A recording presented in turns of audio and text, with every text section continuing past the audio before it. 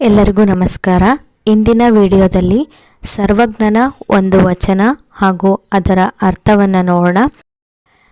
ಇದಕ್ಕೂ ಮುನ್ನ ಹಲವಾರು ವಚನಗಳ ವಿಡಿಯೋಗಳನ್ನು ಹಾಗೂ ವಚನಕಾರರ ಕಿರು ಪರಿಚಯವನ್ನು ಮಾಡಿಕೊಡಲಾಗಿದೆ. ಆ ವಿಡಿಯೋಗಳನ್ನು ನೀವಿನ್ನೂ ನೋಡಿಲ್ಲ ಅಂದರೆ ಡಿಸ್ಕ್ರಿಪ್ಷನಲ್ಲಿ ಲಿಂಕ್ ಕೊಟ್ಟಿರ್ತೀನಿ, ದಯವಿಟ್ಟು ಹೋಗಿ ಚೆಕ್ ಮಾಡಿ.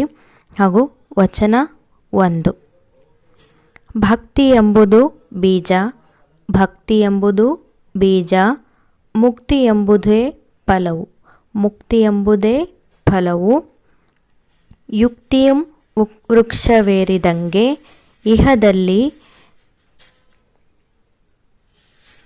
ಮುಕ್ತಿ ಇಹುದೆಂದ ಸರ್ವಜ್ಞ, ಯುಕ್ತಿಯಂ ವೃಕ್ಷವೇರಿದಂಗೆ ಇಹದಲ್ಲಿ ಮುಕ್ತಿ ಇಹುದೆಂದ ಸರ್ವಜ್ಞ.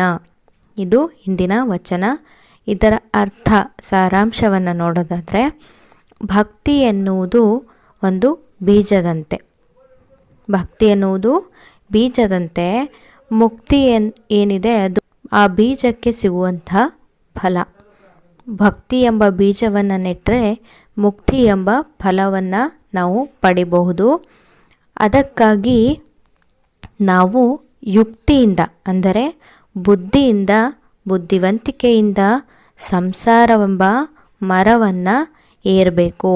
ಸಂಸಾರವೆಂಬ ಮರವನ್ನು ಬುದ್ಧಿವಂತಿಕೆಯಿಂದ ಏರಿದರೆ ಅಥವಾ ಹತ್ತಿದರೆ ಮುಕ್ತಿ ಇಲ್ಲಿಯೇ ನಾವು ಕಾಣಬಹುದು ಎಂಬುದು ಸರ್ವಜ್ಞನ ಈ ವಚನದ ಸಾರಾಂಶವಾಗಿದೆ. ಈ ಮಾಹಿತಿ ಇಷ್ಟವಾದಲ್ಲಿ ಲೈಕ್ ಮಾಡಿ, ಶೇರ್ ಮಾಡಿ ಹಾಗೂ ಸಬ್ಸ್ಕ್ರೈಬ್ ಮಾಡದೆ ನೋಡ್ತಾ ಇದ್ದರೆ ದಯವಿಟ್ಟು ಸಬ್ಸ್ಕ್ರೈಬ್ ಮಾಡಿ. ಧನ್ಯವಾದ.